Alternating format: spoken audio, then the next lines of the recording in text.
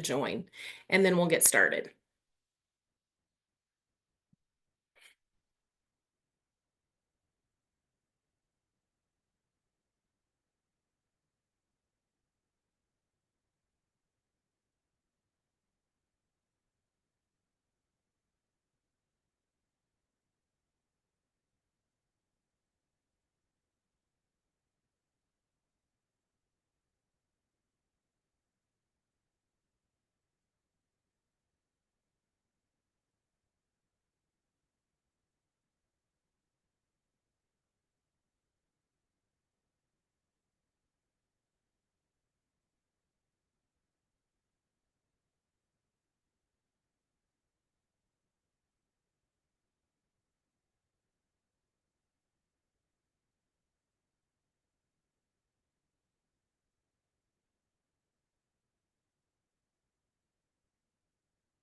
Okay, we will go ahead and get started. We might still have a few people joining, but they will get caught up. So good afternoon, everyone, and Happy New Year.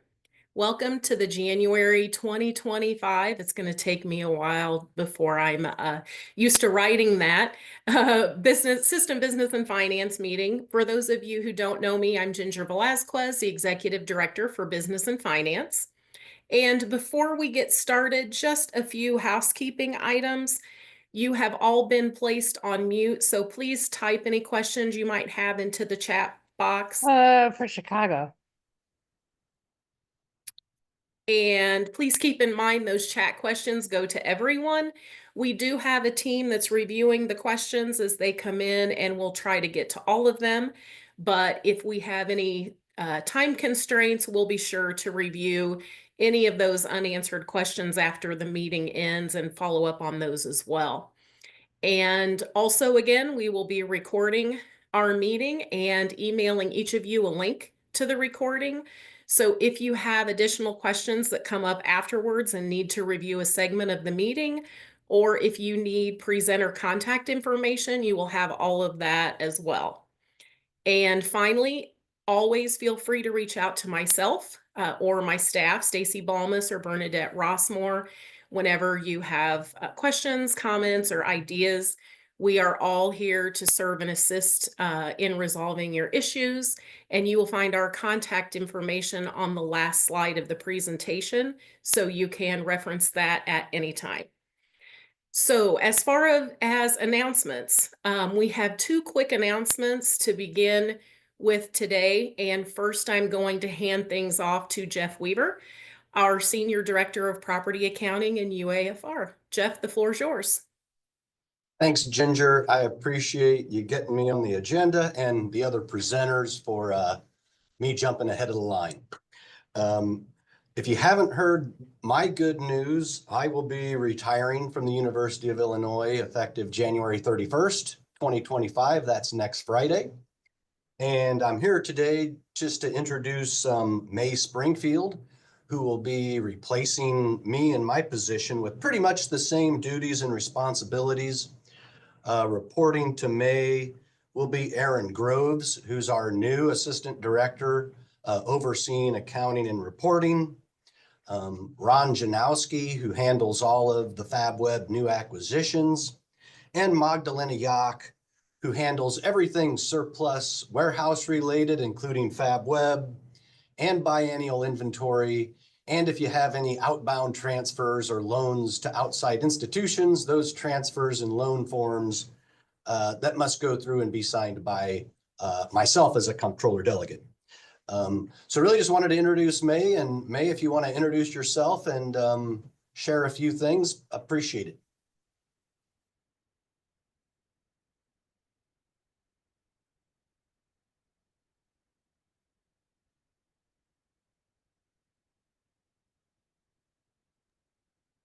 We're not hearing you, May, if you're muted.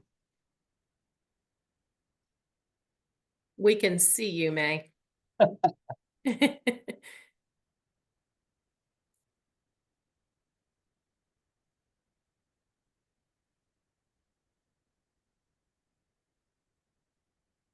you hear us, May? Me? No, sorry, May Springfield. Oh, okay. We're just trying to figure out if she can hear us or not. Yeah, my apologies if we're having a technical issue, and Ginger, let's not wait, and maybe May will come back later on in the meeting if we have a little time to jump in. Thanks, Jeff. And Thanks. enjoy your well-deserved retirement. Thank you for your many years of service. And I personally have loved working with you, and I'm sure there are lots of folks on this call that feel the same. So congratulations, Jeff. Thank you very much. Appreciate it, Ginger. Sure. And for the second item, I just wanted to touch base because this was a question that came up in our November meeting, in our last meeting. And the question was in the chat box. And the question asked, can we use the Chrome River app to upload receipts for someone else if we are their delegate? And Payables did provide a response, and I wanted to make sure we circled back to this to ensure that it was answered.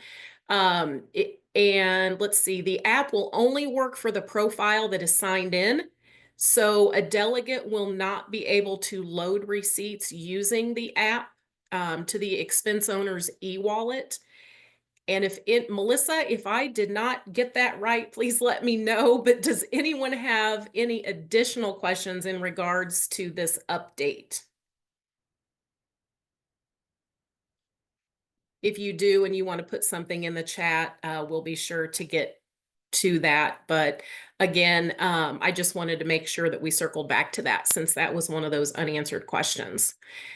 So next, we will hear from Derek Briles and Philippe Prisbish with an update on the website's new training dashboard. Derek and Philippe? Thank you, Ginger, and good afternoon, everyone. I hope that you missed us as much as we missed you, and all of the business and finance website agenda topics related. So it's been a while since we deployed the business and finance website. We hope that you had a chance to explore it and enjoy the new design and the new navigation. We're excited today to share a new update to the design and content. So Bernadette, I'm going to steal the screen for just a second. So as you land on the business and finance landing page, you will notice a new item in shortcuts called Training Dashboard. Many of you remember the training section on the OBFS website, which then was removed and migrated to Knowledge Base. To its great success, that's where all of the job aids and training resources are located. So the Training Dashboard pulls all of those mostly used and most popular articles from the knowledge base according to the 6 categories of the business and finance website, as you can see on top. The color coding and the titles of these sections are simply the same as the navigation. And this is dynamic, meaning that these job aids change as its popularity and use changes. These are simply being pulled as the most used job aids. So if you are used to using Chrome River or iBuy, and these are very popular job aids, you don't have to go to knowledge base directly. You can find them here and click on any of those, which will take you directly to that job aid. If you are not finding what you need within a dashboard, click in View More, takes you to that entire section of the knowledge base job aids of that particular business and finance section, for example, travel, and allows you to view all of those job aids in the knowledge base. So Training Dashboard pulls the most important, the most common articles that you and your colleagues will use, but all of that will sit forever in knowledge base. That's our main training repository. And Derek will talk in a second about other fantastic things that you can find in knowledge base. So Derek, I'm going to hand the screen over to you. Thanks, Philippe. So yeah, like Philippe mentioned, this is all pulling content from the training knowledge base dynamically, but we do want to make sure that you also know how to find everything else that's in the training knowledge base. So in addition to these topics here, you'll notice related links on the side.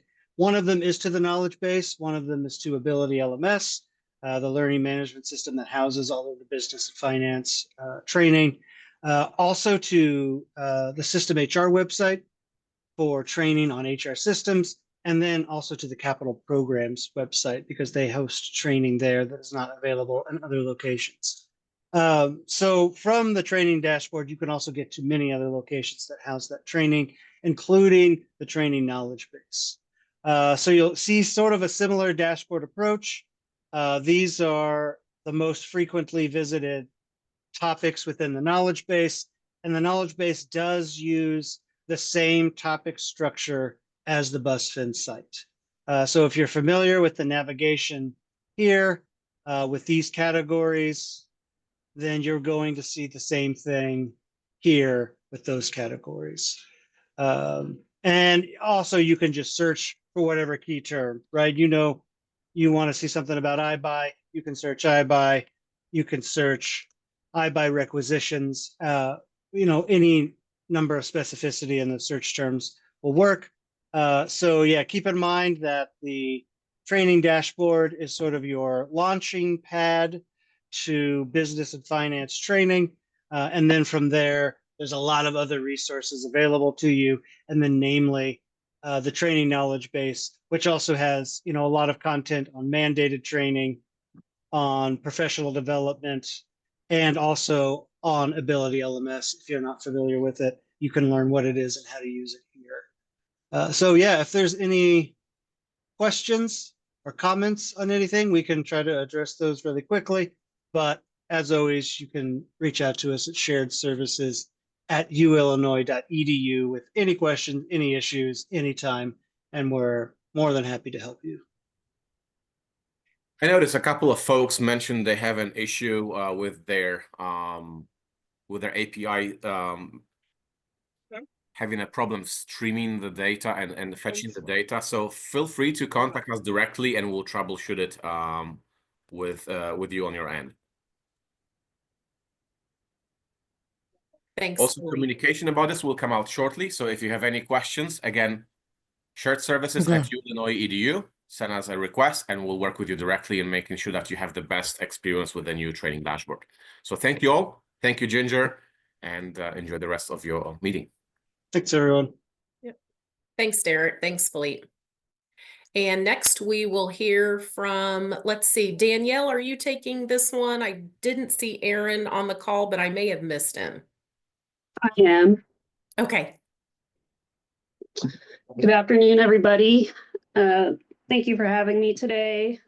I just wanted to share a few of the projects that my department's been working on, give you a few updates. The first thing that I want to highlight today is the diverse dashboard. That rolled out last year, and we recognized that we needed some more functional changes to it. So we worked with the data analytics team to take a look at the dashboard and really improve it to be able to utilize it for finding diverse vendors and helping you learn where your department is at with commodities. So the initial rollout of the updates happened on Friday. So if you were to go out to the dashboard page under the contracts and buying, there's the dashboard link. We have updated all of the job aids that are located there. We also have an updated video to highlight the changes. If this group is interested at the next meeting, we would love to present that dashboard to you, so you get a feel for it. But it is ready to use and functional. If you have any questions, please reach out directly to me, and I am more than happy to assist, but definitely more than happy to take 20 minutes in our next meeting to present. The next item on my list is the software assessment. At our last meeting, we kind of discussed this a little. I believe that last meeting was in November. Since that meeting, we have received our final deliverable from Huron. And so we are currently reviewing the recommendations and working on formulating some committees to start implementing some of the recommendations as leadership sees fit. So you'll there's a couple different groups going around on that, so we're reeling all of those in. And I just want to give you a brief overview on the purpose and what our priorities were for that project. So our priorities were to understand our system-wide spending on technology applications and to leverage our procurement data to make informed decision makings and drive efficiency. Then we want to strengthen the collaboration between purchasing teams, IT, and other teams that review the software purchasing process and identify any change impacts and how they can relate to organizational change opportunities. So just a brief overview of our summary of recommendations. The consulting firm did a complete detailed inventory based on our procurement data we provided. So our goal is to maintain that application inventory, which will be shared governance between ITS and procurement.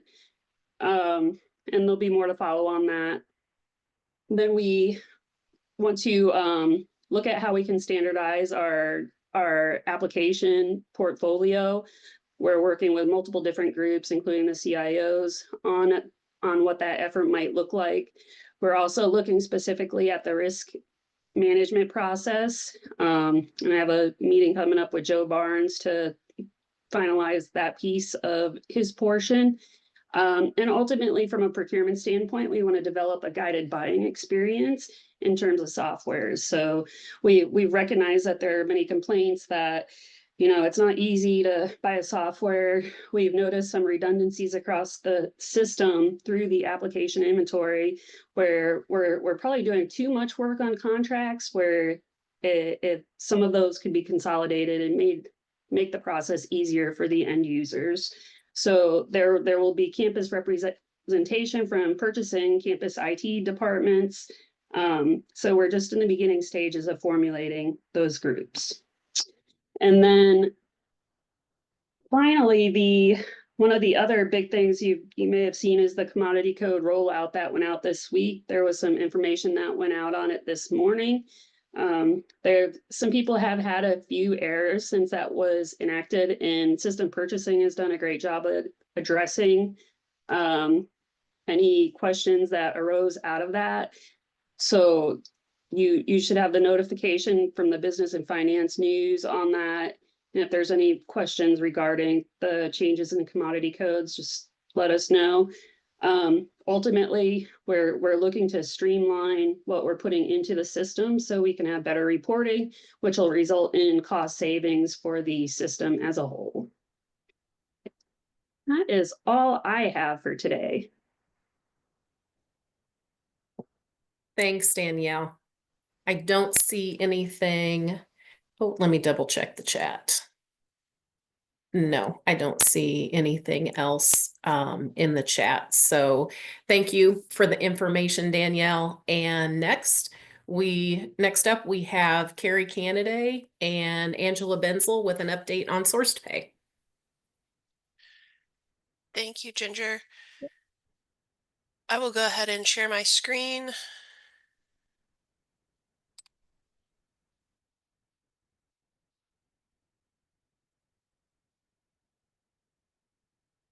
And I wanted to give just a quick project status update on the project we're currently working with on Source2Pay. It's the implementation of a new module for iBuy called Digital Mailroom. And we are currently finishing up testing of invoice processing. And we are targeting March 6th to go live with starting to transition more invoices. So we're going to into iBuy. So we're going to be moving invoices from Banner and BDM and bringing those into iBuy through Digital Mailroom. We do have Angela Benzel that's going to do a presentation for you about Digital Mailroom, and she's going to point out the important things that our users need to know about some of the changes we're going to be making to invoicing. So I will hand it off to Angela. Thank you, Carrie. I'm going to go ahead and if since you're already sharing your screen, if you just want to go through that, that'd be great. So thank you for the opportunity to speak with you all this afternoon about digital mailroom. We are very excited about this new module that Carrie just talked about. The main thing that we definitely want to let you all know is that all of your non-catalog invoices, so invoices related to POs, which were created in iBuy with the purchase requisition form or the standing order form, those are all currently processed in BDM and Banner. But like Carrie said, with a phased approach starting in March, we're going to gradually move those invoices so that they are processed in iBuy. We're excited about this transition because that means more of your documentation from beginning to end is going to be found in iBuy. Quote, requisition, PO, invoice, change order, payment information, all of that will be available for you to review in iBuy. Right now, the majority of the invoices that you see in iBuy are from the catalogs that we have with certain vendors. But now we're moving the non-catalog invoices in. The current vendor partner that we work with loads all of those invoices into BDM for us so we can process them in Banner. But we are moving forward with a new vendor partner who will load the invoices and all the information into iBuy. So that's the main thing for your users, for your units to know, is to start looking in iBuy for their invoices and their documentation instead of BDM. And to that point, please make sure that your units and your individuals are working with their USCs to make sure that they have access to iBuy. You will need at least a query-only role in iBuy, and there's a job aid out there for that to help you with those roles. But you may need to work with your USC to get access to iBuy. Invoices will still be presented in the same way. Right now, the majority of our invoices are emailed to the UPay vendor invoices email address. That's referenced on every iBuy PO and also on the BizFin website. So departments and vendors can still email their invoices. So that's not going to change, just where they land in iBuy instead of BDM. That's what's going to change. If you want to move to the next screen for me, please, Carrie. So one thing so that you can know the difference, the invoices that are currently processed in BDM, all of those transaction numbers begin with the letter I. For your iBuy invoices, they are all going to begin with IN. So that is going to be one indicator that that invoice is now being processed in iBuy instead of BDM. With any invoices that are placed on hold in BDM, if there's an overtolerance issue or a freight issue, for example, the requester and purchasing usually receives an automated email detailing the issue and how to resolve the issue. Once your invoices are moved to iBuy, you will receive an email through the comments functionality on the invoice in iBuy. So my team and I will be emailing the requisitioner, financial manager directly, whoever we need to resolve any issues that may occur with your iBuy invoices. And we definitely encourage you to respond using that comment functionality as well. That way we have a clear history as to what has occurred with that invoice, and it's all right there available for historical purposes or for any auditing purposes that may be necessary. So please use that comments functionality as opposed to emailing someone individually if you're able to do that. Finally, the last screen, please, Carrie. Just want you also to know that with the invoices that are going to be in iBuy, you will see a PDF image of your invoice, just like you see a PDF image in BDM. So when you're searching for an invoice or searching a PO or whatever, looking for an invoice, the screen initially will be your monitor, your screen will be split in half. So the PDF image of the invoice will be on the right-hand side. And the digital information of that invoice will be on the left-hand side. You can exit out of the PDF so that you can fully see all the digital information. You can see the workflow, all the different tabs of an invoice, but you will have a PDF still. We have a very well-tested and thorough iBuy invoice workflow that we are already using for our catalog invoices, and we will continue to use that workflow for our non-catalog invoices that are coming in through the digital mailroom. And so we are continuing to test that to make sure that is working effectively and properly. And also, just so you know, if you're wondering how an invoice gets into iBuy, if you look at that invoice source, it might say electronic invoice or email invoice. For those invoices that go through the digital mailroom, it'll say digital mailroom import. So that's another indicator that this is a digital mailroom invoice. So just like Carrie said, we're continuing to test this. We're shooting for a March go live date, and vendors' invoices will load into iBuy in phases. But if you should have any questions between now and then, or even once you start to see your invoices transition to iBuy, feel free to reach out to University Payables customer service.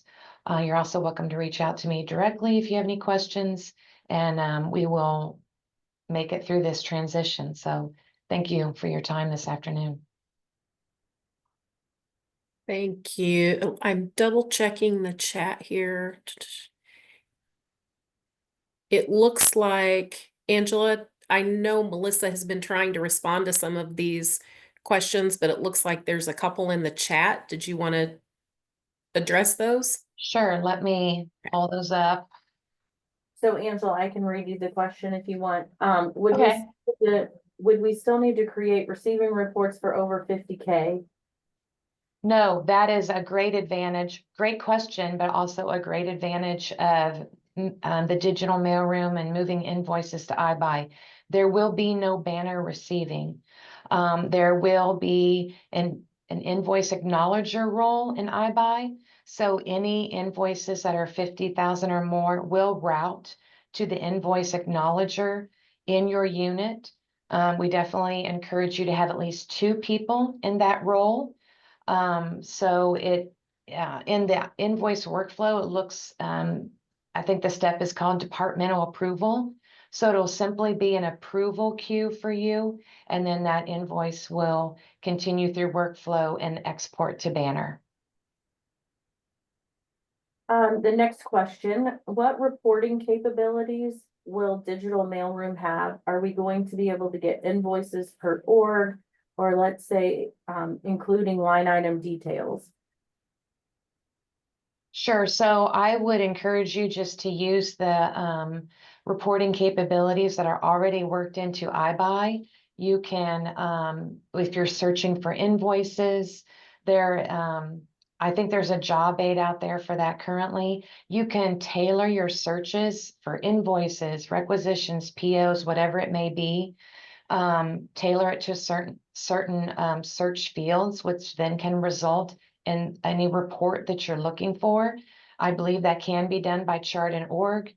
And it can also be done by PO, but the line item detail that you see on the PO, you are also going to see the same line item detail on that invoice. I hope that answered that question. All right, and one more question for now. Currently, the only way to see invoices is to download it, open the download. So you're saying that we'll be able to see it directly. And also, will we still be able to see the banner transaction received dates and other information that we can see that is in BDM? So in iBuy, there will be a link in the summary column, which is on the right-hand side of the screen in iBuy, and there will be a link to the PDF invoice. So if you click on that link, that will pull up that PDF for you. the received date or the load date that you see in BDM, the equivalent of that in iBuy would be the accounting date, which is listed in the payment information field in the invoice header.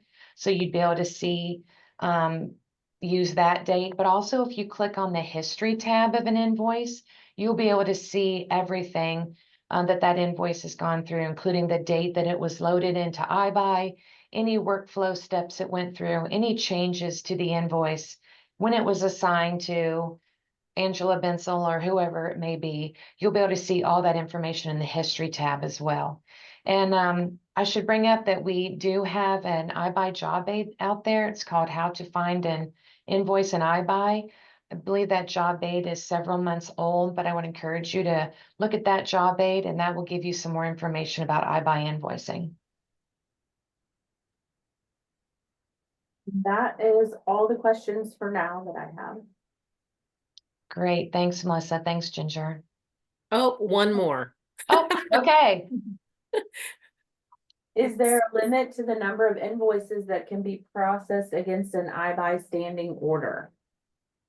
There is not. I believe we have an iBuy standing order right now that's got over 2,000 invoices against it. So I have not heard of any limits as of yet.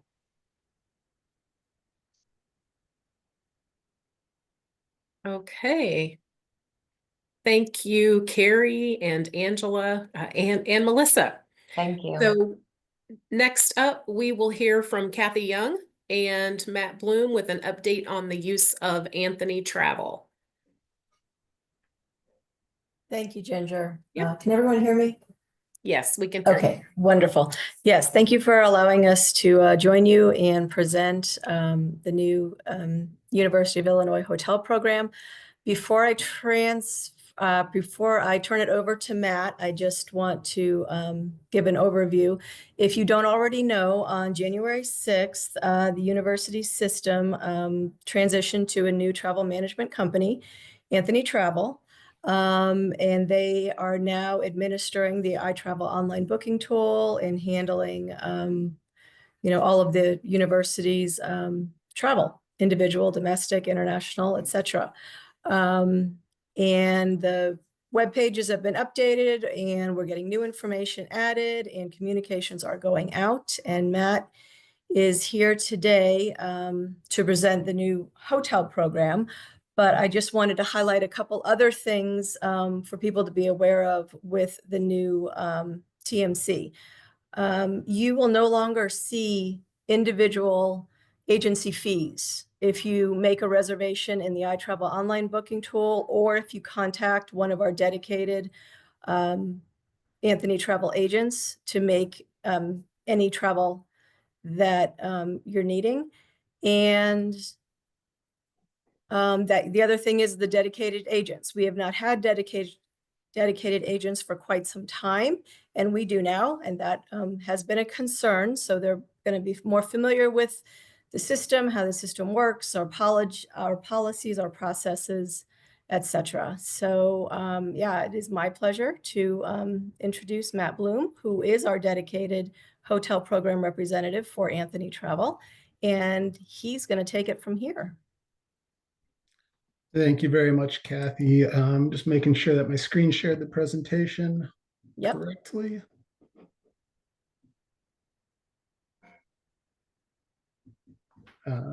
So yes, my name is Matt Bloom. I'm the your hotel travel program manager. As mentioned, I'll be overseeing all room block needs, meeting space needs as it pertains to hotels for the University of Illinois system, whether you're UIUC, UIS, or UIC. So what this entails is any room block that is 10 rooms or more, and I'll delve into that a little bit more, or meeting space that is at a hotel, both domestic and international. I'll be able to source and present options to your units to provide them multiple options and pricing price points. We'll also be curating a preferred travel program, as Kathy mentioned, within the iTravel program. Just a little bit about me. So I'm not just a face in the background. I am from Illinois. I live in Raleigh currently, but grew up in the Chicago suburbs. I did go to UIUC, graduated in their hospitality management program. So I'm intimately aware of everything at UIUC, but I do have a greater awareness of the UIC and UIS systems as well. So I'm not just a blank face out in the abyss. I do know everything that there is to know about Illinois. Prior to joining Anthony Travel in December, I have 15 years of hotel experience, both in operations and sales at independent and Marriott branded properties. So I was at the iHotel for those of you at UIUC in operations for 10 years, and then moved to Baton Rouge and did sales, and then Raleigh most recently. I've always wanted to integrate back with the University of Illinois system, and very grateful to be a part of the team now. So what are we going to provide you? So we're going to source hotels that are fitting your program needs and present options, negotiate rates and contracting terms, leverage relationships that Anthony Travel already has. As many of you may already be familiar, Anthony Travel is one of the largest collegiate sports agencies in the nation, managing UIUC currently. So we have tons of relationships with hotels already that gives us opportunities to negotiate better terms, better room rates based on our relationships that we already have. We have a vast network of people that we can rely on for references for hotels in areas that we're not already familiar with. A big change, and what the university is really looking forward to, is that there's going to be less risk in these agreements.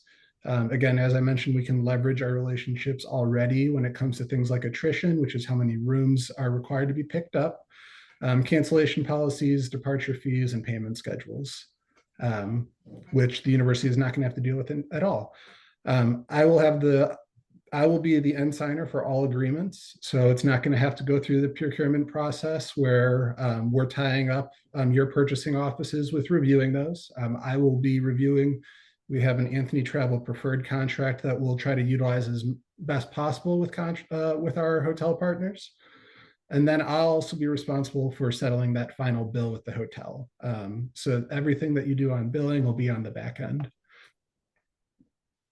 We'll develop a transient preferred program, as mentioned, through the iTravel program. Right now, I'm focusing on the Chicago, Springfield, and Champaign-Urbana areas first, but I know that we have campuses for the medical divisions in Peoria, Rockford, and the Quad Cities. So I'll branch out to those markets as well. And then as we see consistent bookings on the individual side in various cities, we can leverage programs that we already have. This hotel travel program has already been established at Arizona State University. They have 2 full-time managers for that program, and then University of Pittsburgh as well. So as we see consistent trends between all 3 universities, we can kind of marry some of that, whether it be to Washington, D.C. or New York City, and kind of build those programs together.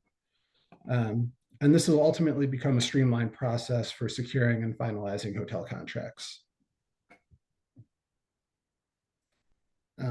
I will review the questions at the end, just in case I cover them in here. So when will you reach out to me?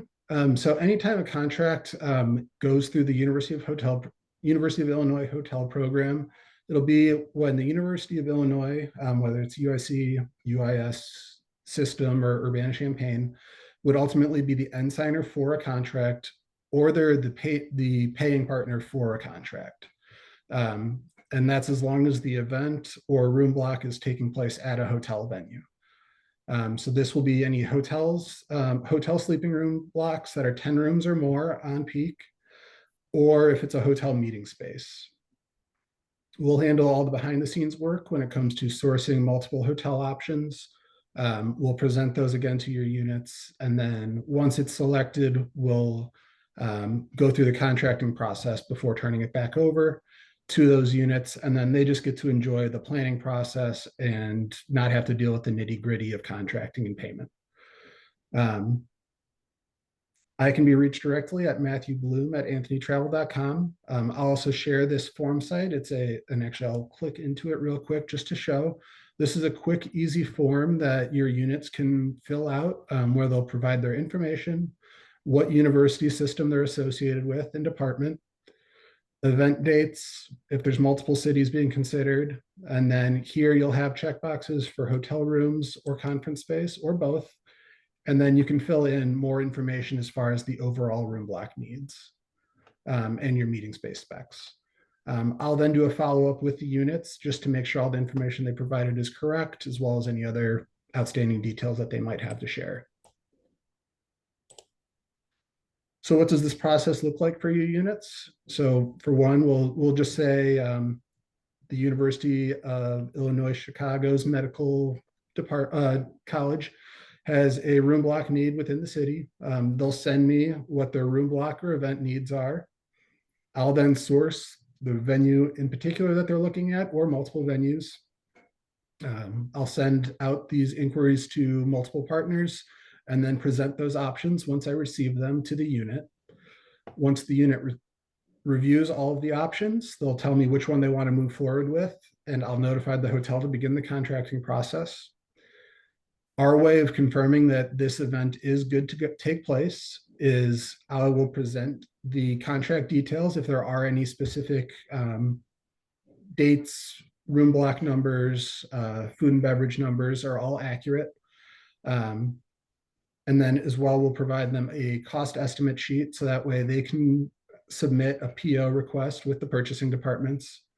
Once they've confirmed that the contract details I've presented are correct, and they've got a confirmed PO, basically signaling that the department does have the funds allocated for the program, I'll then move forward with signing the contract. At that point, I'll introduce the unit with the hotel directly to begin planning their program.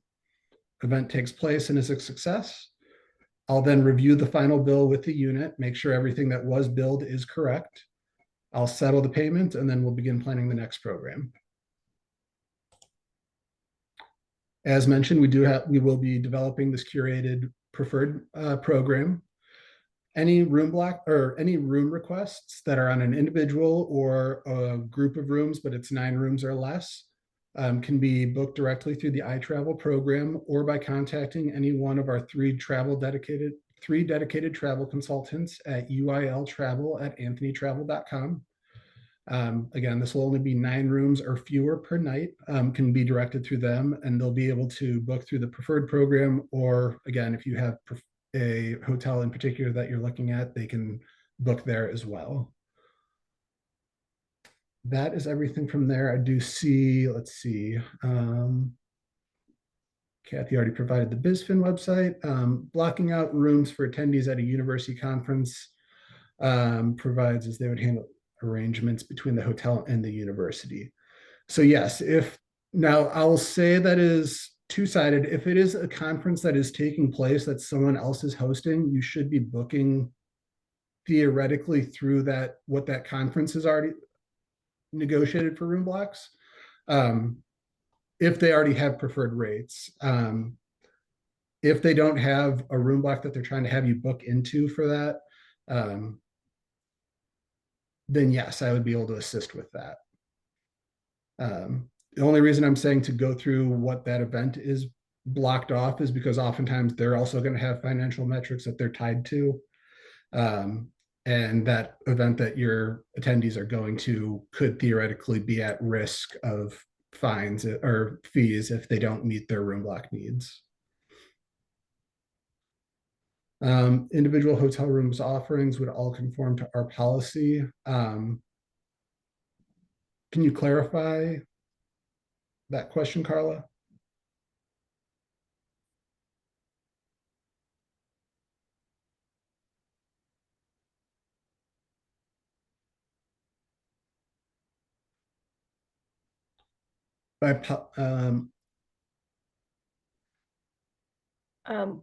I'm going to jump in here. Okay. Carla, I don't think we're exactly understanding, because I mean, as far as policy, policy mainly just applies to university employees. So, I mean, are you talking about the allowable lodging rates? We are needing a little bit more clarification on what you're Yes, the rates. Okay. So, again, if it's a conference hotel, that's exempt. So I'm gonna give you a broad yes, it's gonna apply to policy, but again, it's gonna depend on if it's employees, guests, students, a combination. I mean, there's gonna be a lot of different factors that are gonna be in play. And yes, for the individual side, when I'm negotiating, I'm going to be trying to get as close to per diem rates as possible. A lot of hotels, it'll be just variant on what their policies are, how low they can get. So I will do my best to get as close to those per diem rates, and it'll ultimately be up to you which properties you select that fall in line with that. Purchase orders would be made to Anthony Travel, to my understanding, because we'll be handling the payment side. And there will be an IPEC bulletin number that you'll need to add to the purchase order, and that information has been posted to the Business and Finance website under Hotels and Lodging. There is a new drop-down for the new University of Illinois Hotel Program, so you can find that information there. And I'm also going to be sending out an announcement with all of this information since the website was just recently updated. And I've already started getting some inquiries, some of your international programs. So looking forward to making that a little bit easier for those departments. So that way they're not calling overseas or having to email back and forth, and really streamline that for them. So very excited that we're starting to see some inquiries coming in.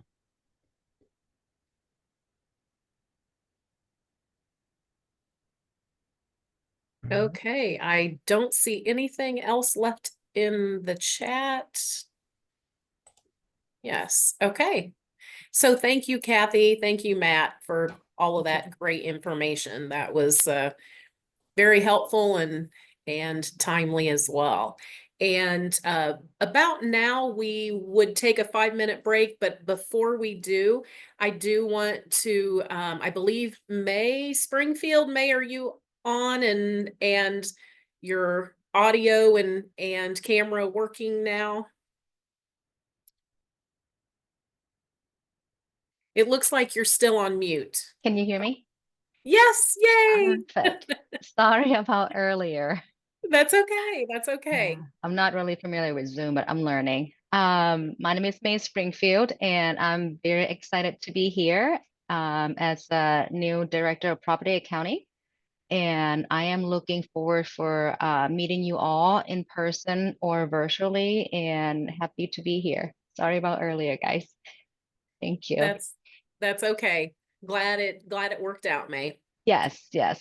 Yes. So we Thanks. are going to take a quick 5-minute break, and I'm showing 1:49. So we'll start about 1:54, and we will resume with some policy updates.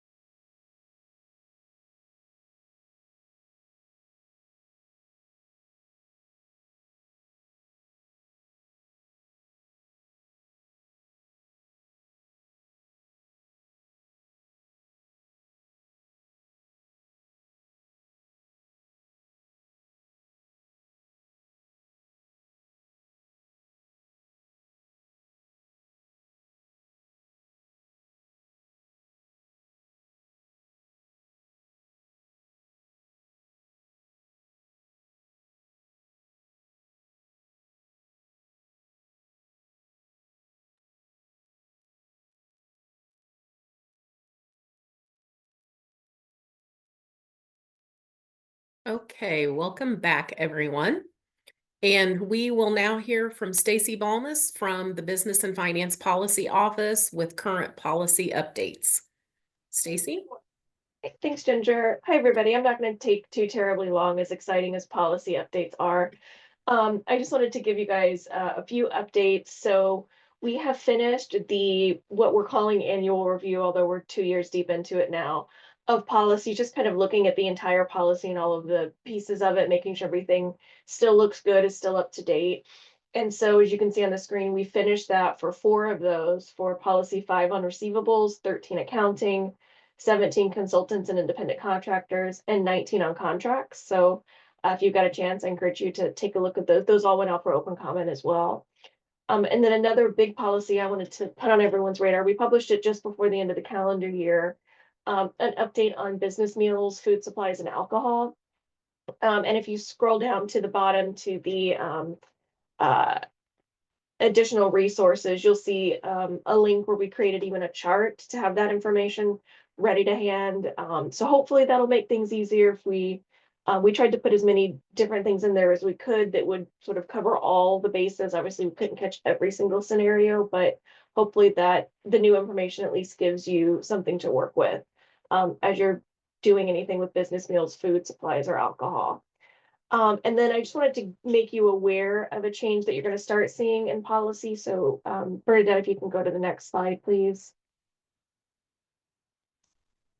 So you may be familiar, at the end of every policy, we have the sort of related policies and procedures, additional resources, if any, alcohol policies, other resources that could be helpful, and then the date information on when the policy was first published, when it was last updated, and when it was last reviewed. Again, last updated could mean anything from we fixed a broken link to we updated a title or a name. So it's like a tiny little tweak that it really, in the grand scheme of things, isn't hugely important. And then last reviewed means we really looked at the policy and made, significant updates to it. But what you'll start to see if we go to the next slide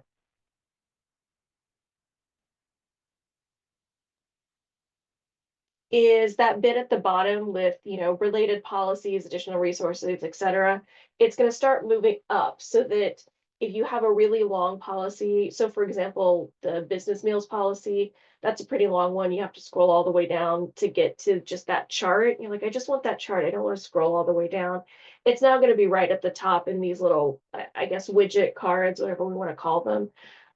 Where you will have the policy information, when it was first published, last updated, last reviewed, additional resources. If there are related policies and procedures, there'll be a little tile for that.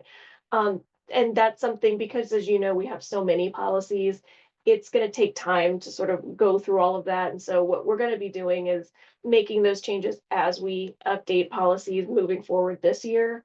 Which is why the business meals policy kind of just missed that cutoff. But don't be surprised when you start seeing this. It's going to be kind of out of whack until we get them all moved over. But that's what you'll start seeing moving forward. Hopefully that'll get you the information you need a little bit faster. And those are kind of the biggest updates we've got so far. Does anybody have any policy questions? Okay, well, you know how to get a hold of me if you do, and thanks so much for your time. Thanks, Stacy. And now we will hear from Regina Harden from UAFR with a MyUI Financials update. Good afternoon, everyone.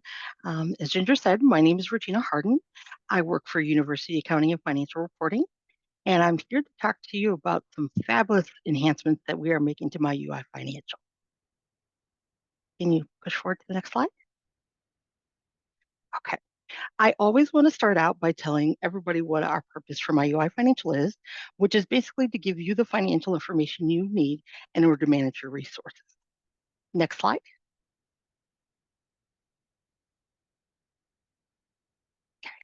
So my agenda today is to talk about the first iteration that we're doing that came out of our ITPC project, which is a new dashboard called Finance Process Performance Measures.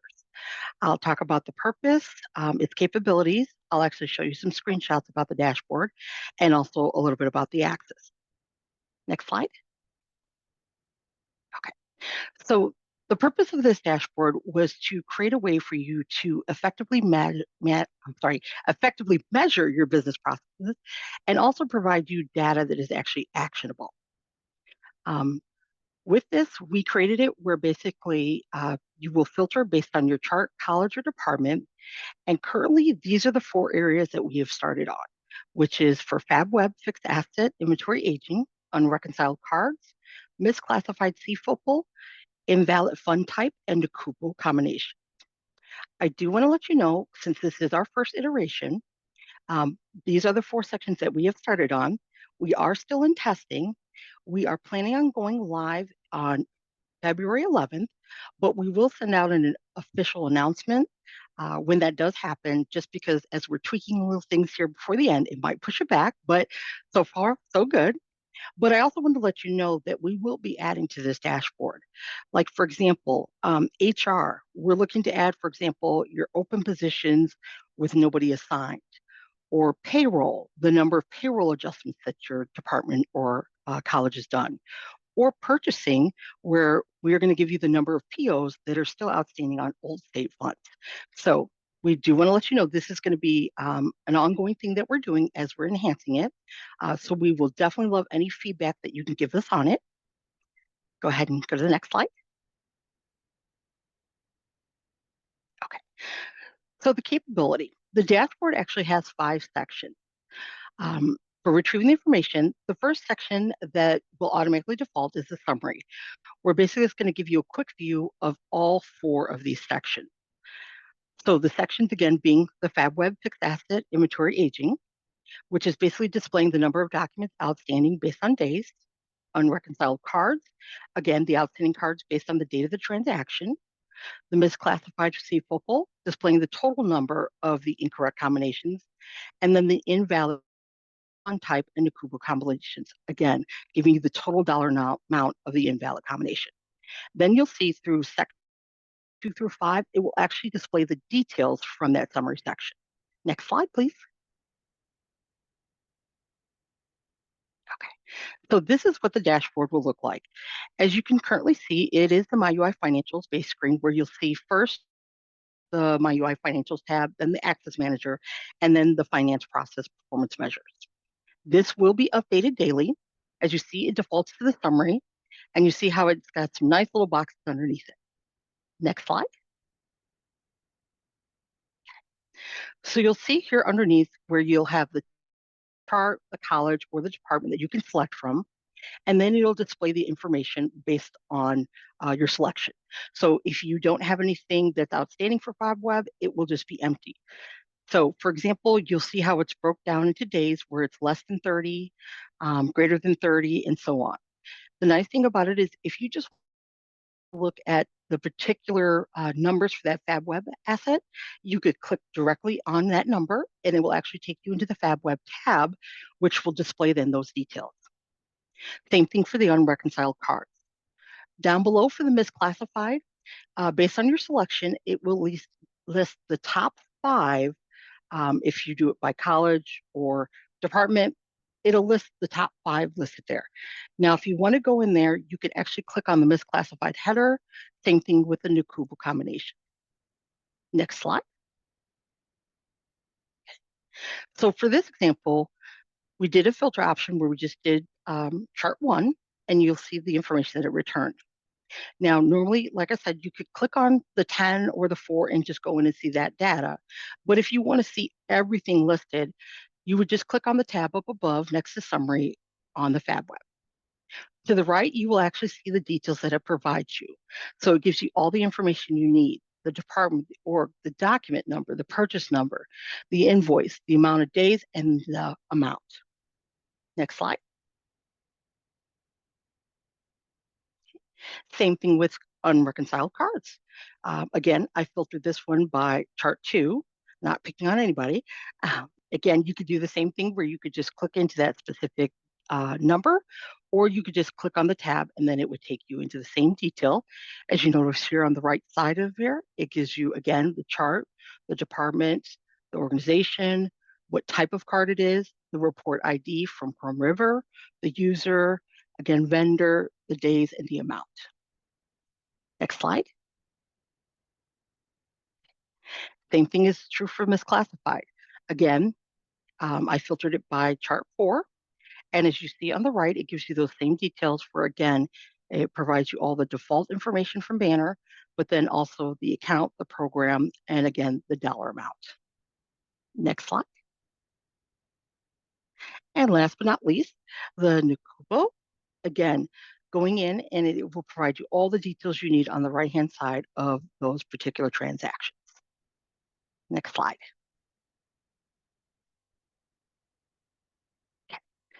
And getting access to this dashboard, you would access it just how you would my UI Financials today, where I provide a link through the BizFin website application page, or directly through the myuillinois.edu. But then also to gain access to this dashboard is open to anyone. As long as you have a net ID and password, it does not require your USC to submit a request, and it does not require a MyUI Financials report assigner to provide you access. So anybody who has that net ID can go in and see this information at any time. Next slide.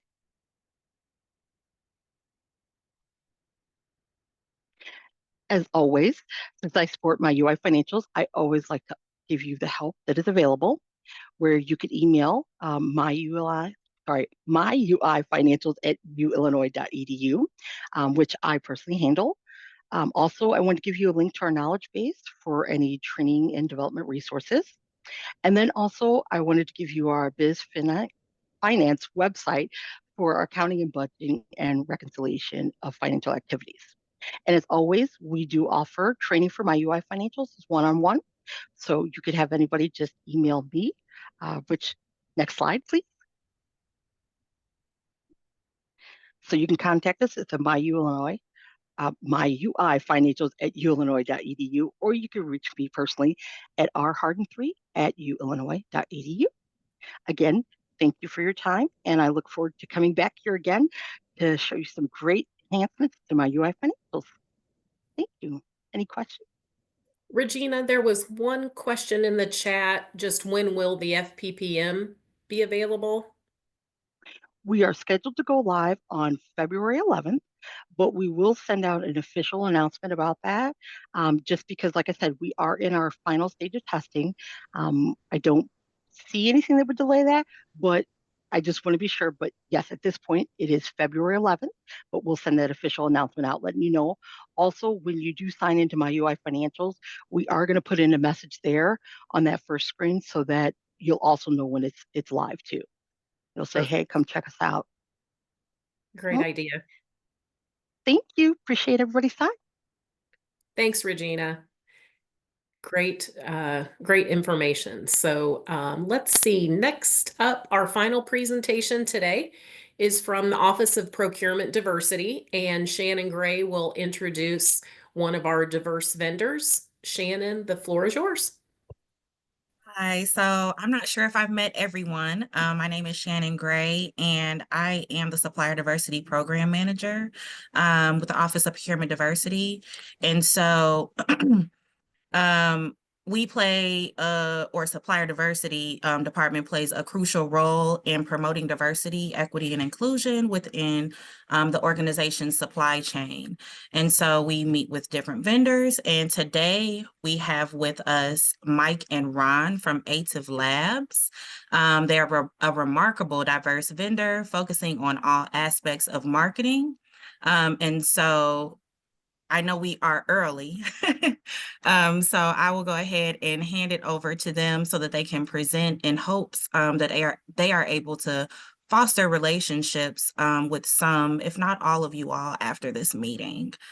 So I will hand it over to Ron. Thanks, Shannon, for the introduction. Hi, my name is Ranadeb Chaudhary. We appreciate your valuable time this afternoon for us to talk about our company. I am a Chicago kid. I'm also a University of Illinois alumni. I lived in a six-pack for those that work down there in Champaign in the Hopkins dormitory. Been a serial entrepreneur since I started my entrepreneurial journey actually at the University of Illinois. with other businesses that I own, and started Ative Labs, which is the company that is a vendor with the UI systems in 2010. I'm going to introduce you to my friend and colleague, Mike. Mike, how you doing over there, buddy? Hey everyone, lead strategist for Ative Labs. Really appreciate everyone's time. Background is marketing, everything digital, experiential. Love everything about consumer engagement, brand building, creative execution, and we really just focus on what we love doing. So we'll just start off with a quick presentation and then jump right into it. So turn it back over to you, Ron. Yeah. Again, the slides, I believe, Mike, you are controlling it now. So as Mike said, we are an agency that's had the pleasure of working with you guys already. We look at every business as a brand. We empower brands authentically. It's all about the freedom to create and impact results.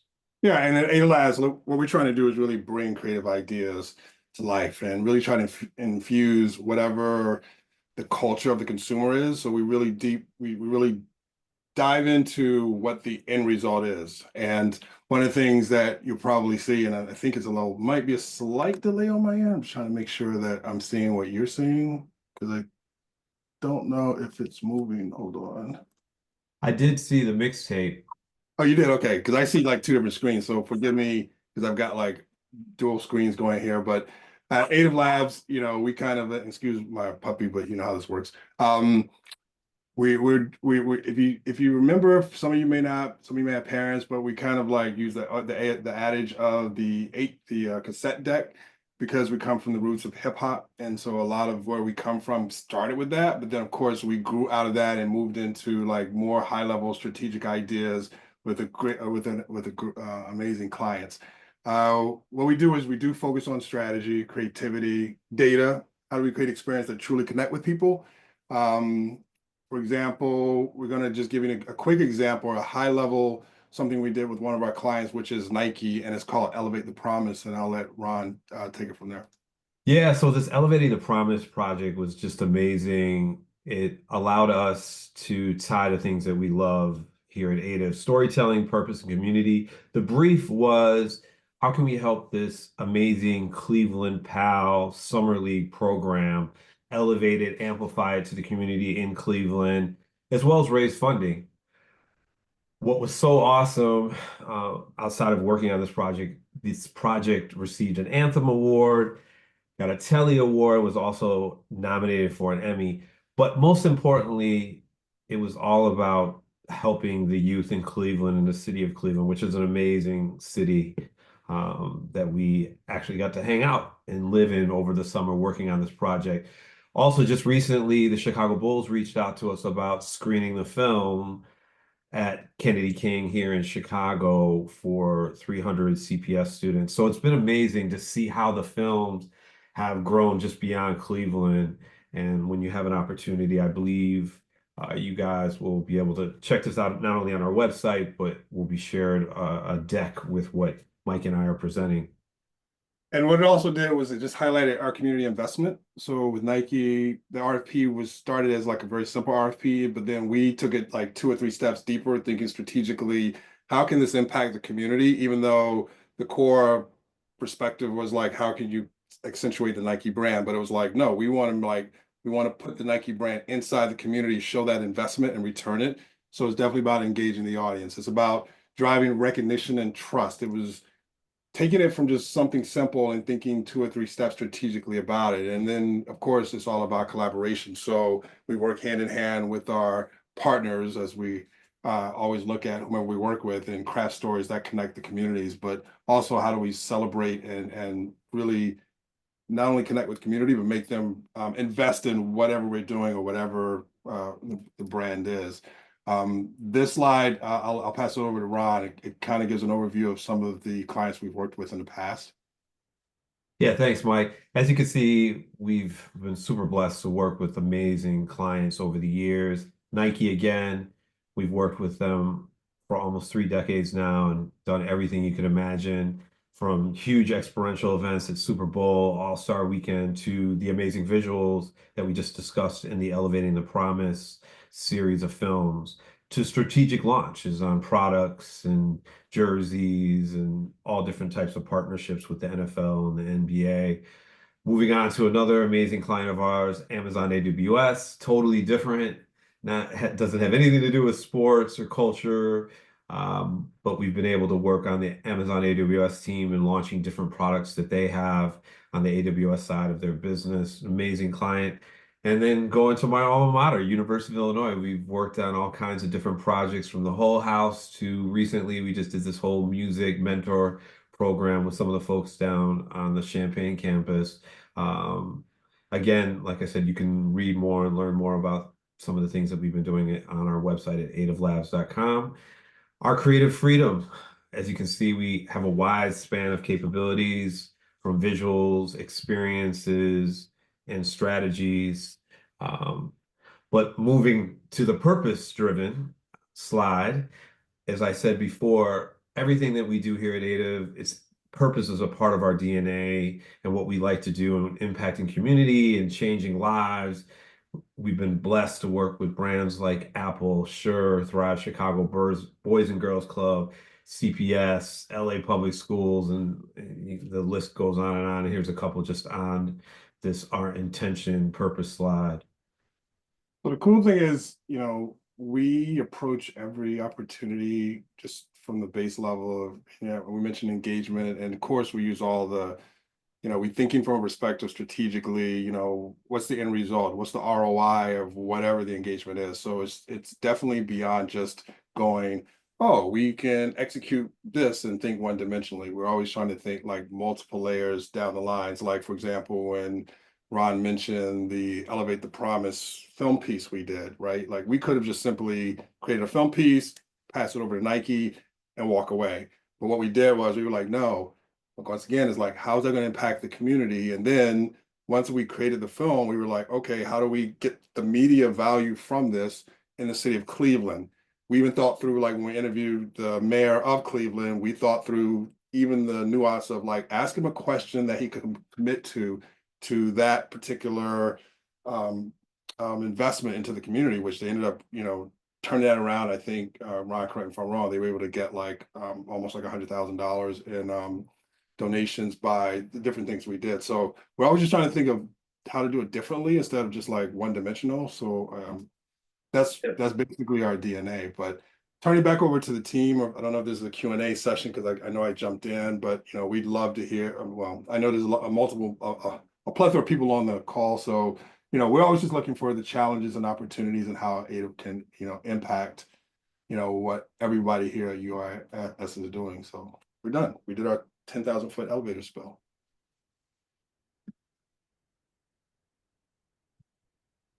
Yeah, please let us know if there's any questions. I'm looking in the chat. Yeah, I was looking at the chat. I don't see anything right now. Okay. Shannon, was there anything else that you had? No, nothing else on my end that I did have. I just want to say thank you to Ron and Mike for presenting, and thank you to you all for allowing us the time to present. I actually, let me go over a few updates from OPD's department, just as far as events. We do have a couple of different events coming up that we would like everyone to just kind of keep mind of within the next couple of months.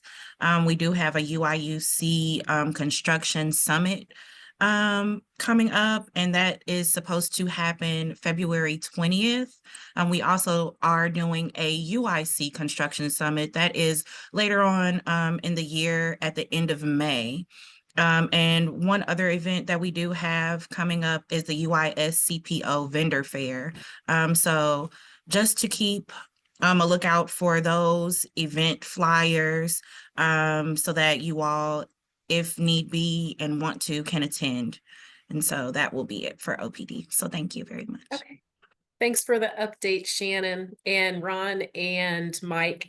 Thank you for being with us today and going through all of the great information. We appreciate it. So, Not a problem. We'll jump off your Zoom. okay, thank you. Take care. Bye-bye. So before we sign off, I would like to thank all of our presenters today and also a thank you to all of the participants for coming today. We appreciate your time and hope that you found the information useful. As always, feel free to reach out to University Outreach with any questions. We're here to help, and we hope to see you all at our next meeting on March 22nd. Thanks again and have a good day, everyone.